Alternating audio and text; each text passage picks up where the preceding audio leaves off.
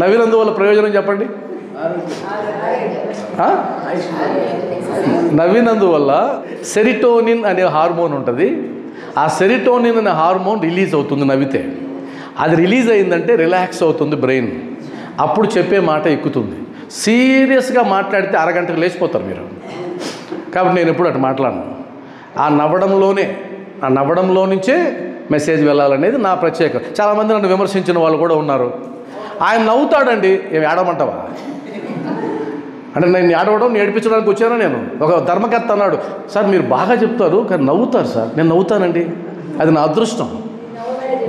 భగవంతుడిచ్చిన అదృష్టం నవ్వడం. అది నాకు నేను తెచ్చుకున్నానా? 84 లక్షల రకాల జీవరాశుల్లో భగవంతుడు నాకు మాత్రమే ఇచ్చాడు మనిషిగా నవ్వరా స్వామి అని. ఎందుకు ఇచ్చాడంటే ఆయన తెలుసు ఇటు నెత్తిన బురదంతా వేసుకుంటాడు, అది దారిని పోయి చెత్తంతా వేసుకుంటాడు, టెన్షన్లు పడతాడు. కాబట్టి నవ్వు ఒకటి ఇచ్చావంటే అలా నవ్వుకుంటాడు కాసేపు అని. మనం నవ్వడం కూడా ప్రాక్టీస్ చేయం. దినచర్యలో భాగంగా చెప్తున్నా, ఎవరైతే ఎక్కువ సమయం చిరునవ్వుతో బతకగలరో వాళ్ళదే జీవితం.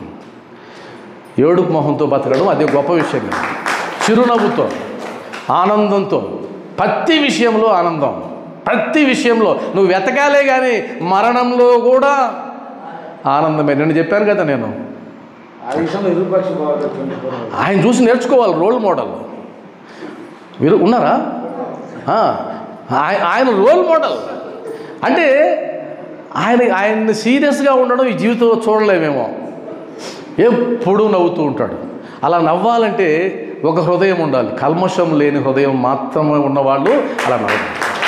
ఎప్పుడూ లైఫ్ని సీరియస్గా తీసుకోకూడదు, చాలా ఆనందంగా తీసుకోవాలి. ఎందుకంటే అదొక అదృష్టం మనకు. మీరు కావాలంటే మీరు నవ్వి చూడండి, ఒక వారం రోజులు ప్రాక్టీస్ చేయండి.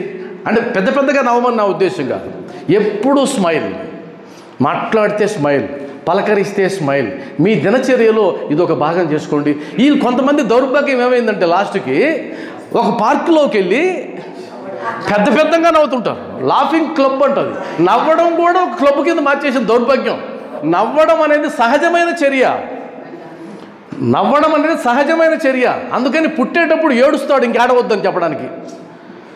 చివరి ఏడ్చిరా నాయన, జన్మలుగా ఏడుస్తూ ఉన్నావు, మరలా భూమి మీద తీసుకొచ్చాను, ఆ ఏడుపేదో ఏడ్చి ఇంకేడవద్దు కదా.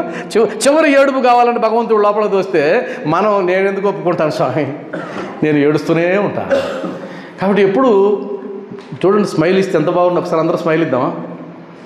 Smiling face. కొంతమంది మాత్రమే మేము నవ్వం. నువ్వేం చెప్పినా మేము నవ్వం సార్, మీ దురదృష్టం, కానీ నవ్వాల్సిందే తప్పదు. తర్వాత ఇప్పుడు నేను చెప్పిన చెప్తాను వరుసగా. నెంబర్ 1 ఏంటి? ఆలోచనలు. నెంబర్ 2 అమ్మా కాదు, నెంబర్ 2 అలవాట్లు కాదు, వాక్కు, మాట. నెంబర్ 3 అలవాట్లు. నెంబర్ 4 దినచర్య. నెంబర్ 4 దినచర్య. సింపుల్గా ఉన్నాయి కదా, కానీ ఈ సింపుల్ కానే కాదు. ఇవి సింపుల్ కానే కాదు. కావాలంటే ప్రాక్టీస్ చేయండి రేపటి నుంచి. ఆధ్యాత్మిక మార్గం ఎందుకని ఇరుకైన బాట అన్నాడో బాబావారు మీకు ప్రాక్టికల్గా తెలిసి వస్తుంది. ఇప్పుడు గురువుగారు చెప్పారు కదా, ఇరుకైన బాట. వస్తావా? వస్తా గురువుగారు. రాలేవురా. వస్తానని చాలామంది వెళ్ళిపోయారు. కాబట్టి రావాలంటే చాలా ఇరుకైన బాట. బాబావారు చెప్పారు ఖచ్చితంగా. అక్కడికి చేరుకున్నట్టుకు అనేక మార్గాలు ఉన్నాయి. షిరిడీ నుంచి కూడా ఒక మార్గం ఉంది. కానీ ఏమన్నాడు? ఆ మార్గము ప్రయాసకరమైనది, సులభం కాదు. ఎవరైనా చెప్తే నమ్మొద్దు మీరు. బాబా మార్గం ప్రయాసకరమైనది.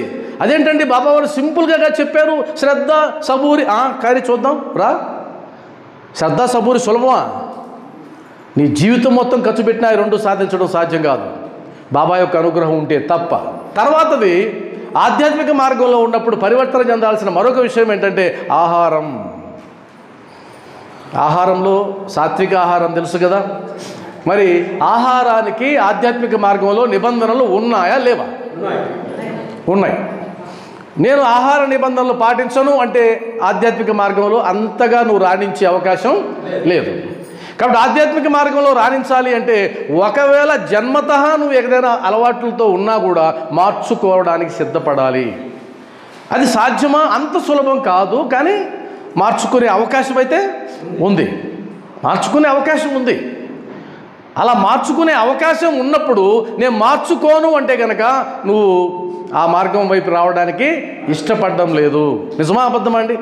కాబట్టి ఇప్పుడు సాత్విక ఆహారం మాత్రమే నేను తీసుకుంటున్నాను, ఇది బాబా చెప్పిన మార్గం అన్న, బాబా ఆధ్యాత్మిక మార్గం అన్న వాళ్ళు చేతుద్దామా?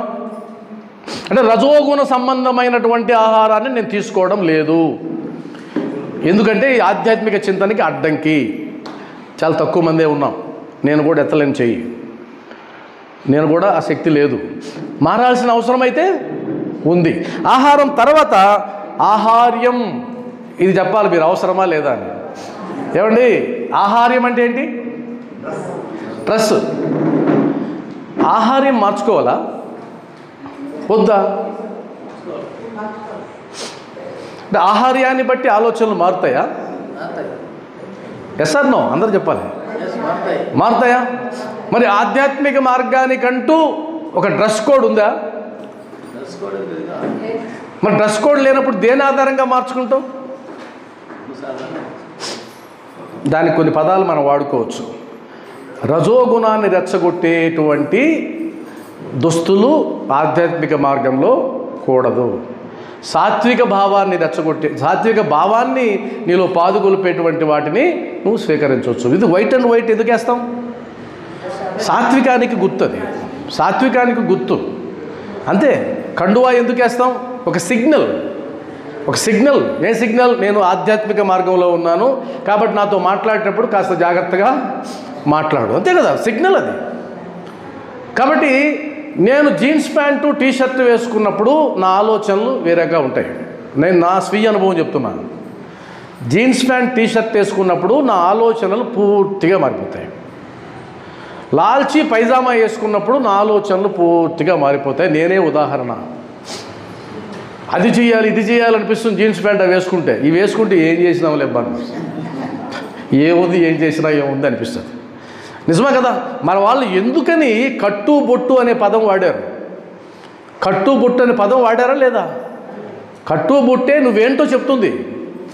కాబట్టి ఆ కట్టు బొట్టులో చూసుకోవాల్సినటువంటిది కూడా బాధ్యత, అదొక బాధ్యత. పరివర్తన అంటారు. అప్పటిదాకా ఏదో రకంగా ఉన్నవాళ్ళు ఈ మార్గంలోకి వచ్చిన తర్వాత పరివర్తన చెందుతారు. పరివర్తన చెందడం ద్వారా ఆహార్యాన్ని మార్చుకుంటారు. అంటే కేవలం ఆహార్యాన్ని మార్చుకుంటేనే సరిపోతుందంటే అది ఒప్పుకోవాల్సిన పని లేదు, కానీ అది చాలా వరకు పనిచేస్తుంది. సైన్స్ ఏం చెప్తుందంటే నీ మనస్సు దేని చుట్టూ తిరుగుతుందో నీ ఆలోచనలు కూడా దాని చుట్టే తిరుగుతాయి. ఉదాహరణకి గర్భవతులకు చెప్తారు, అమ్మ ప్రశాంతమైన వాతావరణంలో ఉండు, నీ గోడకి మంచి బొమ్మలు పెట్టుకో, మంచి అందమైన పిల్లల మొహాలు పెట్టుకో అని ఒక సైన్స్ డాక్టర్ చెప్తాడు. ఎందుకని? నీ చూపు నీ ఇంద్రియాలన్నీ ప్రశాంత వాతావరణంలో ఉంటే నీ ఆలోచనలు కూడా ప్రశాంతంగా ఉంటాయి. మీరు ఇక్కడ కోయంబేడులో ఉండేటువంటి జగ్గి వాసుదేవ్ గారి ఆశ్రమానికి వెళ్తే, లేదా ఇంకొక పిరమిడ్ కేంద్రంకో లేదా ఇంకేదో వెళ్తే కన్నా అక్కడ ఉన్నదేంటి? ప్రశాంతత. ఎక్కడి నుంచి వచ్చింది? నీ జ్ఞానేంద్రియాలకి ఎక్కడ చూసినా డిస్టర్బెన్స్ లేదు. అర్థమైంది కదా? ఎక్కడ చూసినా అదే కనుక ఒక ధ్యాన కేంద్రంలో ఒక అందమైన హీరోయిన్ ఫోటో పెట్టి చేయి ధ్యానం, ఇంకా అదే ధ్యానం అయిపోయింది కదా. అంటే అర్థమేంటి? చుట్టూ అద్భుతమైన వాతావరణం ఉంది, కానీ నీకు బాగా ఇష్టమైన అర్ధనగ్న ఫోటో ఒకటి ఉంది. నీ మనసు నిలబడుతుందా? పోయింది, ఎగిరిపోయింది. షిరిడీకి ఈ మధ్య వస్తుంటారు కొంతమంది మహారాష్ట్ర భక్తులు. వాళ్ళ వల్ల ఎంతమంది బాధపడతారో చెప్పలేము పైకి.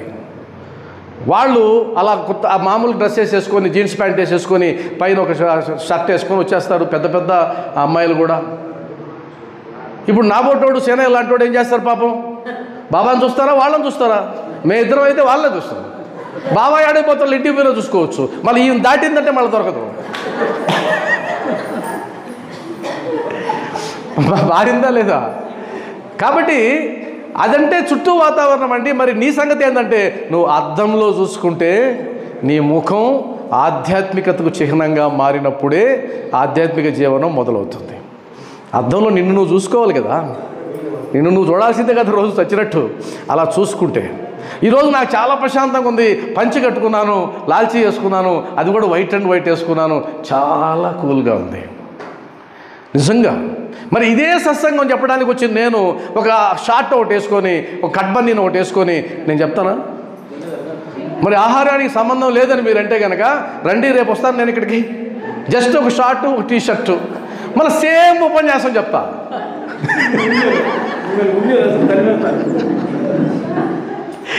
సేమ్ ఉపన్యాసం, కానీ ఒక్కరు కూడా కూర్చోరు. ఒకవేళ అమ్మ బలవంతంగా పిలిచినా, అమ్మ ఆయన మేము చూడలేదులేమ్మా, నువ్వు వదిలేమ్మా మమ్మల్ని అంటారు లేదా? కాబట్టి సాయిబంధువులారా, ఆహార్యం కూడా చాలా ముఖ్యము.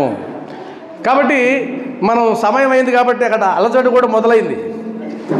అలజడి చాలా ఉన్నాయి పాయింట్స్, ఇంకేం మాట్లాడతాం. సరే, ఒకటి చెప్పు వదిలేస్తా, తర్వాత ఇంక లేదు కదా, అయిపోయింది. చివరిగా ఆధ్యాత్మిక మార్గంలో ఉన్నావు అంటే మరొక్క దాన్ని తప్పనిసరిగా నియంత్రించుకోవాల్సిందే. పరివర్తన రావాలని నువ్వు అనుకుంటే అదేంటి అంటే కనుక భావావేశాలు, ఎమోషన్స్. ఆయన ఏదో పారాయణ చేస్తున్నాడు రామదాసి, బాబావారికి ఏదో సంకల్పం కలిగింది, ఆయన దగ్గర ఉన్న విష్ణు సహస్రనామ గ్రంథాన్ని తీసుకొని శ్యామాకి ఇవ్వాలని. శ్యామాని బయటకు పంపించాడు సోనాముఖి కోసం. సోనాముఖి తీసుకొని రామదాస్ వచ్చేసరికి ఏముంది అక్కడ? పుస్తకం లేదు. ఆ పుస్తకం ఎవరి దగ్గర ఉంది? శ్యామ దగ్గర ఉంది. ఇప్పుడు బరస్ట్ అయినాడు, భావావేశం తన్నుకొచ్చింది. ఆ భావావేశం వల్ల ఏమైంది? చివరికి నేను బాబా దగ్గర ఉన్నానన్న సంగతి కూడా మర్చిపోయాడు. మర్చిపోయి దుర్భాషలాడడం మొదలుపెట్టాడు, గొడవ దిగడం మొదలుపెట్టాడు. ఎంత తీవ్రంగా అంటే నా తలని గోడకి బయసు బాదుకొని చచ్చిపోతాను. పుస్తకం కోసం బాదుకొని చచ్చిపోతావా? భావావేశం. ఎప్పుడైతే భావావేశం తనకొచ్చిందో సటకాతో ఒక దెబ్బ వేయాలి, అది వాక్కు రూపంలో బాబావారు వేశాడు. మావిసీబాయి విషయంలో పాదసేవ చేస్తూ ఉంది మావిసీబాయి. వాళ్ళ ముఖాలు దగ్గరకు వస్తాయి. దగ్గరకు వచ్చినప్పుడు ఆయన అంటాడు, ఈ అన్న చెడ్డవాడు, నన్ను ముద్దు పెట్టుకోవడానికి ప్రయత్నిస్తున్నాడు. భావావేశం. బాబా సమక్షంలో ఉన్న బుద్ధులేడ మారుతాయి. అందుకే పరివర్తన అనేది, బుద్ధులు మారలా. అప్పుడు బాబావారు నిన్ను చెడ్డవాడంటావా నువ్వు అని మామూలు లాంగ్వేజ్లో చెప్పుకుంటే దారుణంగా ఉండేది ఆ సీను. అంత దారుణంగా జరుగుంటుంది అక్కడ. మామూలుగా ఇలా ఊర్లలో కొట్టుకుంటుంటారు చూసారా, అది జరిగింది ఆడ. కానీ మహానుభావుడు అటు రాయిలా, నన్ను చెడ్డవాడంటావా, నేను చెడ్డవాడినా, నా సంగతి ఏదో నీకు తెలుసా, ఎంత గొప్పవాడిని ఇంత గొప్పవాడిని ఆయన అన్నాడు. చివరికి బాబావారు భావావేశ నియంత్రణ చేశాడు. అరే తల్లి బిడ్డను ముద్దు పెట్టుకుంటే తప్పే ఉందిరా, అది కూల్. అంత ప్రశాంతంగా ఆ వాగ్వివాదాన్ని ముగించాడు. అందువల్ల ఒకసారి అంటారు బాబావారు, నేను ఎవరి మీద కోపించి ఎరుగను, నదులను ఎప్పుడైనా సముద్రం తిరగగొట్టునా అని అన్నాడు. కానీ వాస్తవానికి అనేక సందర్భాల్లో కోపడ్డాడు ఆయన. ఆ కోపడ్డం ఎలా కోపడాలనేది కూడా అద్భుతమైన వివరణ ఉంది, చాలా ఉన్నాయి. మీరు భావావేశానికి సంబంధించి సచరిత్రను పరిశీలిస్తే చాలా విషయాల్లో మీకు ఆన్సర్ దొరుకుతుంది.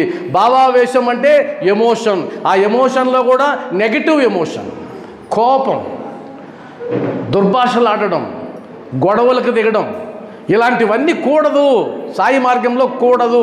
కాబట్టి భావావేశాలని నియంత్రించాలి. ఇంకొక విషయాన్ని చెప్పి ముగిస్తా, మానవ సంబంధాలు, హ్యూమన్ రిలేషన్స్. మానవ సంబంధాలు పెట్టుకోవడం చేత కాకపోతే నువ్వు బాబా భక్తురాలవే కాదు, బాబా బిడ్డవే కాదు. Human relations. బాబావారే అంత అఖిలాండ కోటి బ్రహ్మాండ నాయకుడే అక్క అన్న అని అన్నం తినరా, అక్కడికి వెళ్ళు ఇక్కడికి వెళ్ళు, ఎంత అద్భుతంగా మాట్లాడి హ్యూమన్ రిలేషన్స్ మెయింటైన్ చేశాడు ఆయన. మనమేమో దూరం చేసుకోవడమే మనకిష్టం, దగ్గర చేసుకోవడం ఇష్టంలే. కానీ బాబా మార్గం అలా కాదు. దూరం చేసుకోవడం బాబా మార్గం కాదు, దగ్గర చేసుకోవడం బాబా మార్గం. ఒక్కసారి నిన్ను సాయి అని పిలిస్తే నువ్వు చచ్చిపోయేంత వరకు ఆ పిలుపు అలానే ఉండాలి, ఆ ప్రేమతోనే ఉండాలి. అంత బంధాన్ని నువ్వు పెనవేసుకోవాలి. కాబట్టి మానవ సంబంధాలు పెంచుకోవాలి.